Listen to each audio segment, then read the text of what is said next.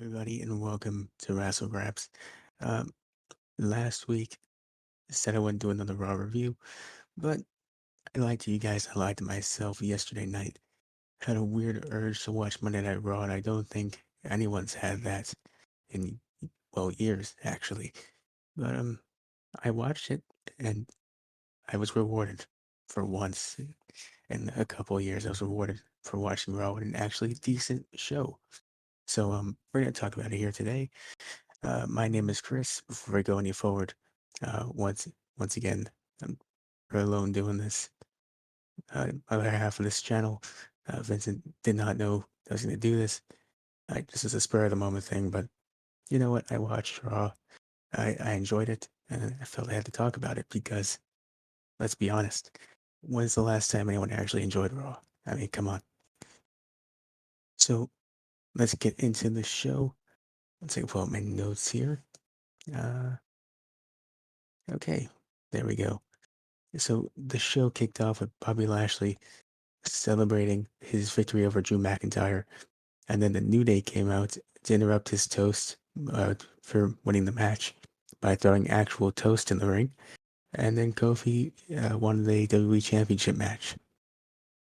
I'm not really sure if this is really confirmed that Kofi would take on Lashley at Money in the Bank, but that match is confirmed official now for that show.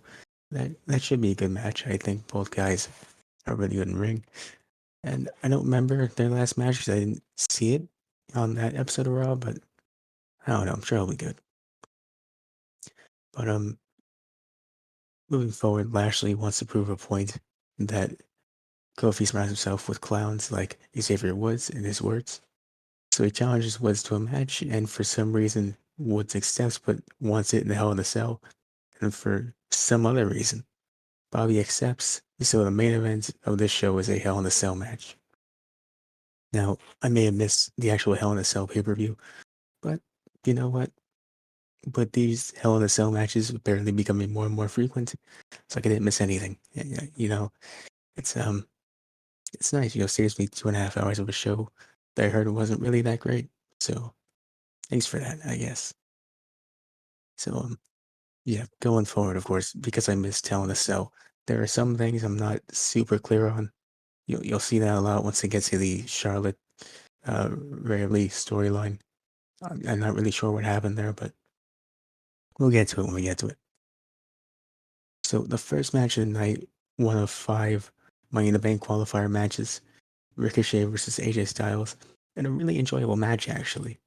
Of course, it's Ricochet and AJ Styles. It's hard for them to have a bad match, but you still had a really good match for about 15 minutes, 10, 15 minutes, something like that.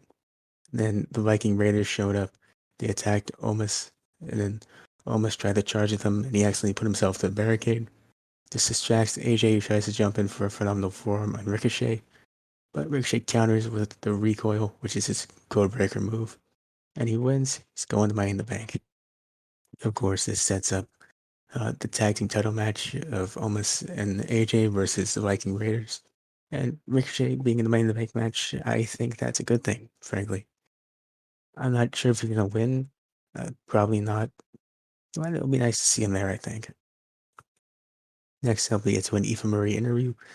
Not much to see here. The only important thing here is that she says that Piper Niven's name is actually Dewdrop, and Piper Niven, her facial reaction suggests otherwise because her name is not Dewdrop, I guess.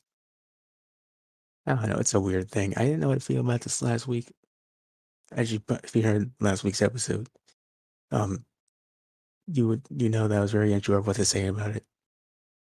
It's a really weird story that they were going for, but I mean, because it was this pairing where Eva basically brought in some muscle to win matches for her, and the wins would go under Eva's name. And it was kind of an interesting thing to do, but by doing that, bringing Piper Niven as this person that the commentary doesn't seem to know, it doesn't really help out NXT UK, which is where she was before. And it kind of, I don't know, I think you throw away a lot of story stuff by not acknowledging what she's done in the past. And that could have been really useful, like I said, for helping bring attention to NXT UK and for just helping to establish Piper as a dominant character.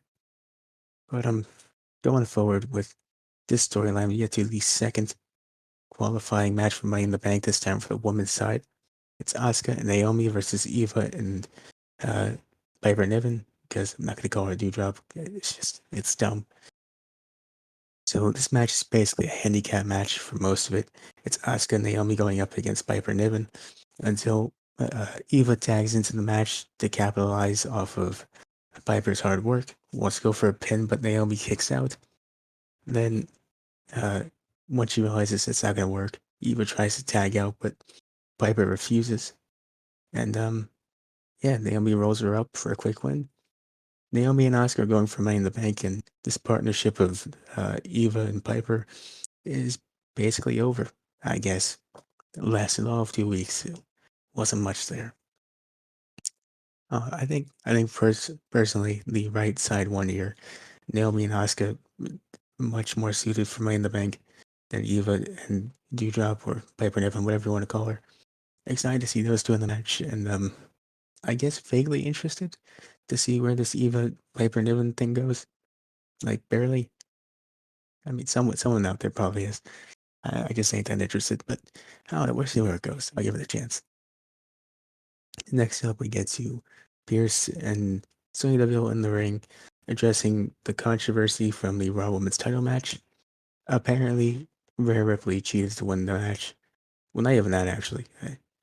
Apparently, she got herself disqualified by hitting Charlotte with the that weird table cover on the announce table that they have. And apparently, that was a DQ, even though many people have done that before in a normal match and have not gotten disqualified. So, I don't know what that's all about, but apparently that's how that match ended. Uh, one of the many horrible finishes on Hell in a Cell, apparently, from what I heard. And because of this, now Charlotte's getting an automatic rematch at Money in the Bank, which I'm not looking forward to, frankly. Um, I don't know. From what I understand of this whole DQ finish thing, it doesn't do a lot for anybody, really. I guess the reason that you do that finish is because you want Charlotte to look strong, but you also want Rhea to stay champion, which doesn't make sense because why even do the match in the first place if both people have to look strong or you have certain goals that you can't meet with a clean finish on pay-per-view? I don't know. This doesn't really do anything for anybody here. I hate to say it, but personally, I think that Charlotte's winning at Money in the Bank. Because why do the rematch if it's not going to happen? Or, I don't know. This whole storyline between the two of them has not been good at all. Neither person really is coming out of this looking good. I mean, frankly, both wrestlers, of course, Rhea and Charlotte, they're great in ring, but the way they're booked and stories like this, it's just really the negative really outweighs the good that both people have with them. So I don't know. It's really not a great feud. Hopefully, Money in the Bank is the end of it, but that still leaves us with a few more weeks of dealing with that feud. So moving forward, if you remember last week on Raw, Rose and sorry, wrote down the wrong name there. Rose and Brooke, Mandy Rose and Dana Brooke, were doing a photo shoot and were interrupted by Natalia and Tamina making noise because apparently noise is a problem during a photo shoot. Who knows really? So what they did here essentially is they flipped the dynamic around. This time, Natalia and Tamina are doing a photo shoot when an interviewer comes up, asks them some questions. They're interrupted by some noise, which is Rose and Brooke training in a ring that is in the same place because I'm pretty sure they shot both segments on the exact same day. Both last week's and this week's. Basically, it just ends with Natalia and Tamina trying to get into the ring to attack Rose and Brooke. Rose and Brooke are ready. They knock him off the apron, and that is the end. Just keep in mind, by the way, this is the Women's Tag Team Championship feud. It's not great. I don't know why this whole second hour, I just feel bad it's dragging on it because this was where all the women's stuff was for the night. And for some reason, all the women's stuff, or at least most of it, has the most incoherent storytelling in the whole company, which is crazy because the same company that does NXT and books Roman Reigns and books Bobby Lashley be a dominant champion, it doesn't make sense how, for one side, it could be so good actually booking things and get to the other side and they just don't know what they're doing. It's really unfortunate. It is. Um, it feels like most of us most of us kind of guessed this when they first happened, but the women's tag team titles, it feels like they were just kind of brought in for a quick little, attention grab. The company didn't really care. They just wanted people to see, oh, we brought the titles in like you wanted. They didn't really want to do it, so now they get lost in terrible feuds like this. But I don't know. It's I could say this might get better, but I doubt it. Like most people, I strongly doubt it. But yeah, it's not a good feud. This whole women's tag team title thing. But we can move forward from that for now. Next up, we get to Orton and Morrison, their Money in the Bank qualifier match. This match is mainly Orton beating down Morrison until Miz on the outside squirts Orton with his dripstick. That sentence is accurate. I know how it sounds, believe me, but it's true. It's a real thing. The wording could have been different, but same effect. It's what happened. Riddle was so upset by this whole incident of Orton getting squirted with the dripstick that he comes out, chases Miz in his wheelchair. They have a little chase. This distracts Orton. Morrison is able to capitalize. He gets the win. Morrison's going to Money in the Bank. Um, Honestly, I'm not too upset about that, frankly. Just because if you're into a Money in the Bank match, you'd prefer Morrison over Orton, because Orton's not going to be as entertaining as Morrison. So I'm okay with him winning this. Um, yeah, I'll take it. It's not a bad thing. Yeah, the match was fine. It was nothing crazy. It sets up some dissension, I guess, between RK Bro because Riddle cost Orton the match unintentionally. But later on the night, that whole tension thing, it's kind of there, but we'll get to it when we get to it. So next up, we get to a backstage segment of Nia Jax, Shayna Baszler, and Reginald talking about Hell in a Cell, where apparently Alexa Bliss used voodoo magic to control Nia Jax to hit Reginald. This somehow sounds more unrealistic than Orton being squirted with Mrs. Dripstick. I don't know what to tell you, frankly. Um, Shayna says she's not scared of Alexa Bliss, and that's basically it for that interview. Next up, we get to Bliss and Cross versus Jackson Baszler, and this kind of it's probably the most talked about thing in this whole show. This match, not because of the match, not because of anything of the wrestling that happened in it, or the story, or the winners, more or less because Nikki Cross is now a superhero. This is a real thing. Um, it sounds fake, but it's a real thing. She's now dressing up like a superhero, and that is her gimmick now. She's basically uh, doing the gimmick that Mighty Molly and the Hurricane did. She is now doing that.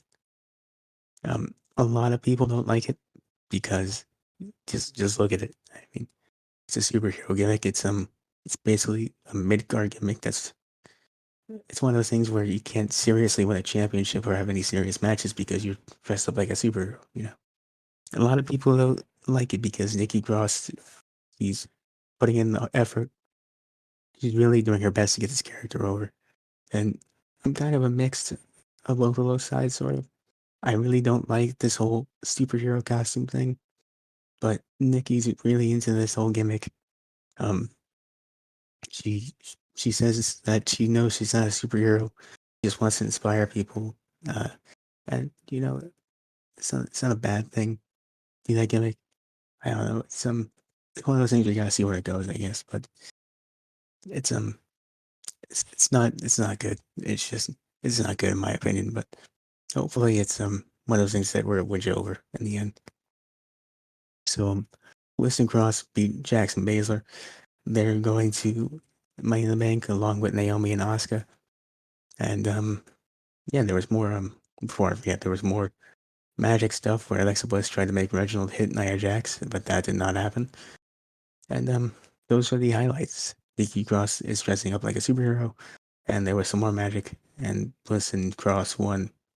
I wasn't paying attention to commentary, but I don't remember hearing any sort of mention of their previous tag team or where they were before Bliss got possessed. But yeah, this match it's really hard to focus when you're trying to figure out why Nikki Cross is dressed up like a superhero. It really is. But that's basically it for now. That's all I gotta say about that. So we move on forward to a backstage little argument between Sheamus, Jinder, Jeff Hardy, and Cedric Alexander. They are upset and they're telling Adam Pearce that they want into the Money in the Bank match. Pearce and Deville, of course, have to solve this issue, so they're talking to all these guys. Sheamus says he wants in the match, but then Pearce says, "Oh, that means you're going to defend your title." But Sheamus, of course, not wanting to defend the title, says, "Oh no, my nose is still hurt," and he walks off. Then Jinder Mahal brings up the idea that if the Money in the Bank competitors can't make it to Money in the Bank, then their spots are going to open up. So this opens up the door for a storyline of Jinder and Cedric. Maybe not so much Jeff because he's a face, but those two guys sort of attacking the people in the Money in the Bank, trying to take their spots from them.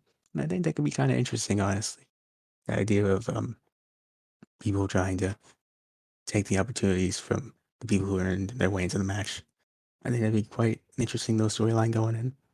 So yeah, certainly better than what they usually do. So we can move on forward to my favorite match tonight. Riddle versus McIntyre. Had a fantastic match, went through a few commercial breaks. A lot of back and forth action, some great near falls. If you haven't seen it, I can definitely recommend you check it out. In the end, though, Riddle wins with a roll up. Orton's on the stage. He doesn't interfere. He's just watching the match. Riddle goes over to Orton. He wants to celebrate, but Orton, of course, upset that he lost the match earlier. He doesn't celebrate. He just kind of stands there. But Riddle's just happy he won the match. So yeah, it's gonna be Riddle. It's Riddle, Morrison, and Ricochet so far in the match. And next week we'll get a triple threat, apparently. Second chance triple threat with AJ Styles, Randy Orton, and Drew McIntyre. The winner gets the fourth spot for the Raw side. That actually could be a good match, so kind of looking forward to that. Now, I didn't write this down in my notes, but next up, we got a segment backstage where it's Jackson Riker just kind of hanging out, being weird, and someone who I can't remember for the life of me, but someone walks up to him and they say, "Hey, man, you're successful. I don't know in what universe, but hey, man, you've been here for a bit. Here, what about some advice? Why you would ask him for advice? I have no idea. It's an odd decision, is what that is.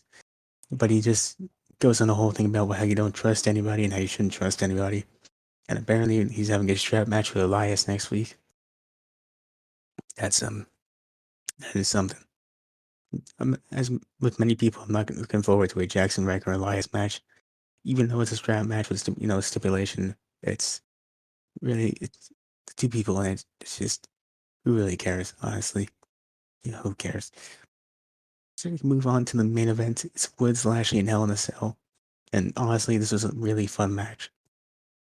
I didn't do a whole SmackDown review because I didn't have the time to do it, but I did see the Rey Mysterio Roman Reigns Hell in a Cell match, and something about that match for me just didn't feel right. It felt rushed.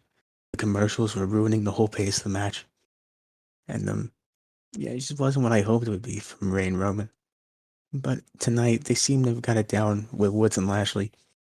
The match didn't feel rushed. They got some good spots in there, and yeah, they built up Lashley very strong, having him go over Woods. And they had a great spot at the end of the match where MVP locks himself after Lashley wins, of course, he locks himself, Lashley, Woods in the Hell in a Cell. And Kofi's on the outside, he's forced to watch as Lashley gets Woods in the Hurt Lock. and he holds him up to the cage wall. And you have this awesome visual for the show's end, where it's Woods in the Hurt Lock as Kofi watches on helpless, knowing that he can't do anything now. And that's how the show goes off there. Is a great way to make Lashley look dominant, in my opinion. And it really builds up more of a personal storyline for Kofi and Lashley going into their match in Money in the Bank. So overall, frankly, this show it's definitely one of the better Raw shows. Never in a million years did I think that we would get a good Raw ever, but it happened yesterday. Besides the second hour, a lot of stuff that happened there, I really enjoyed the show. Frankly, it's it's really weird. I can't really give the show a thumbs up, in my opinion, just because most of the second hours wasn't great. I don't want to give it a thumbs in the middle either, just because I don't think that's fair. Because I enjoyed more than half the show.